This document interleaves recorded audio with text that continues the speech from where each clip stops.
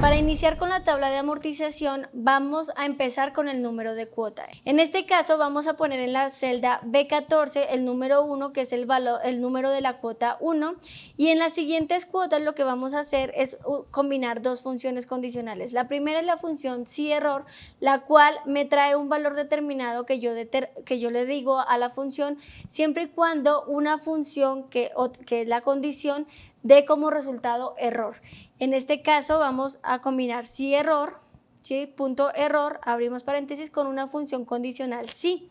Esta función condicional si me va a sumar el valor de la cuota anterior más 1, es decir, me va a traer una nueva cuota, siempre y cuando la cuota anterior sea menor que la función, que el plazo determinado que en estas condiciones de préstamo. Entonces, vamos a seleccionar que va a poner B14, que es la cuota anterior. Si B14 es menor al plazo que nosotros tenemos determinado y fijamos el plazo con Command T o con F4 en Windows, entonces me va a sumar la celda anterior, que sería B14 más 1.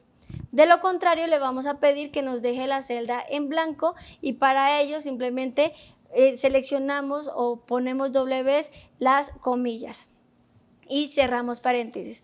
Ahora ponemos coma y vamos a poner la condición si error. Si esto sucede, si sucede que hay un error, entonces igual que nos deje la celda en blanco y cerramos paréntesis.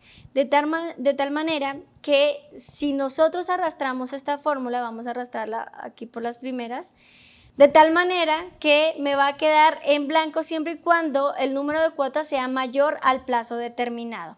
Ahora, para la cuota pactada vamos a igual aplicar dos funciones. La función condicional si el número de cuota es menor o igual al plazo y seleccionamos el plazo, entonces la cuota pactada, si es menor o igual al plazo, entonces me va a traer el valor de la cuota pactada, que la tenemos en la celda C9, y volvemos a fijar la celda con Command T o F4.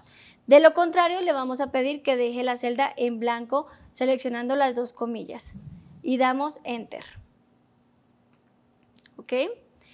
Ahora, en el interés, para calcular el interés, recordemos que los intereses en la capitalización compuesta que lleva este tipo de préstamos se calcula con base en el saldo anterior.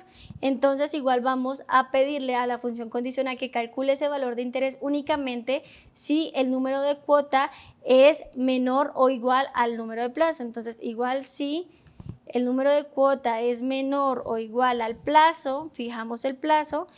Si esto sucede, entonces va a calcular el saldo anterior, lo va a multiplicar por la tasa de interés, pero esta tasa de interés la vamos a dividir entre 12 porque es la periodicidad mensual.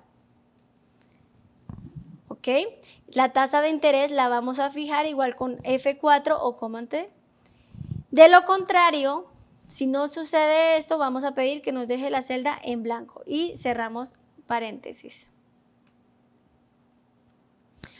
Los seguros y la comisión por administración, por lo general en los préstamos siempre permanecen constantes, por eso los tengo en este color verde, porque no vamos a aplicar una fórmula como tal en estas columnas.